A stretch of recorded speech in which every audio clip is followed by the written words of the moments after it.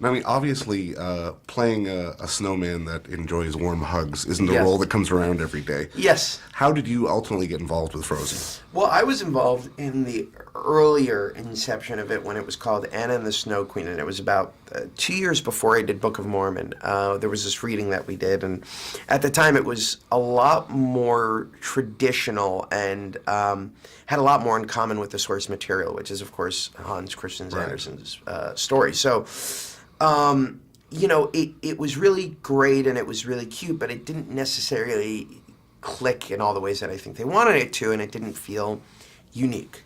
And so the project kind of went away. And then I got a call years later after Book of Mormon saying the project was back and it was called Frozen. And it was about these two sisters. And I read the script and I was immediately like, yes, I'm in. There's also the fact that I am a huge Disney animation freak. And I grew up watching during the second golden age of animation, whether it was Little Mermaid, Beauty and the Beast, Aladdin, or Lion Right. King. Those movies were events for me. So to be the comic relief in one of those films was a dream come true. So literally one off the bucket list for you with Frozen. Oh, yeah. I have 3 off the bucket list. I mean, I'm a audio animatronic character at Disneyland. That's more than I ever could have imagined. Oh, that's the Triple Crown. I'm a You're done. freaking plush doll. Look at this thing. This is me. That's me, Mama. That's me. It's crazy. Yeah. Now, I mean, the movie does tend to go in sort of the classic sort of Disney tones, and I mean, there's so much more music in it, and like you said, you're the comic relief. Do you get to play with your lines a little bit, because there was really so much energy with Olaf? So Yeah, Jen and Chris, the co-directors of the film, really not only allowed me to, but encouraged me to play in the booth. We wanted to harken back to kind of that frenetic Robin Williams-like energy in Aladdin. That was Right. my big inspiration in terms of always wanting to play one of these roles, or Nathan Lane and Ernie Sabella in Lion King. Like, I just loved that it almost felt like it was just coming off the tongue, and there wasn't a quality of like, and then this punchline is like this. So they wanted that energy, and the character itself was something that we knew from the beginning we wanted to have this naivete Right. that led to all of the comedic sensibilities. Right. So it was a great creative process.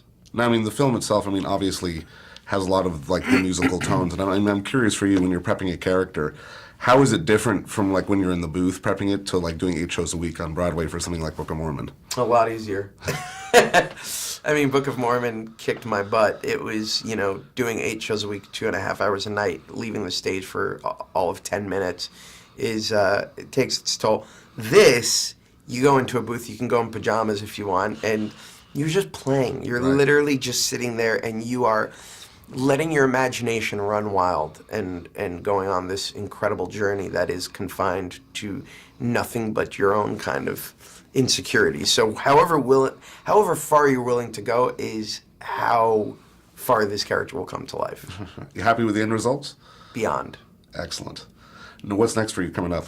I am getting ready to do a TV series with Billy Crystal called The Comedians, and then I'm doing a biopic of Sam Kinison. And I'm also writing the sequel to Twins right now called Triplets. So there's a lot of different things happening.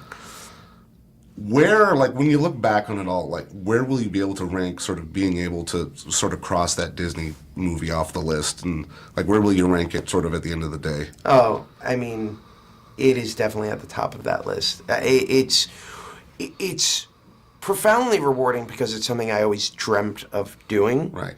But it's even more so because the fact that I'm a father Right. of a little girl who can see this movie and take something away from it that will not only be a Disney experience like I grew up with, but that her father is a part of. And one day she can show to her kids. And that one day she can hopefully show to her kids. Hopefully she's not too embarrassed.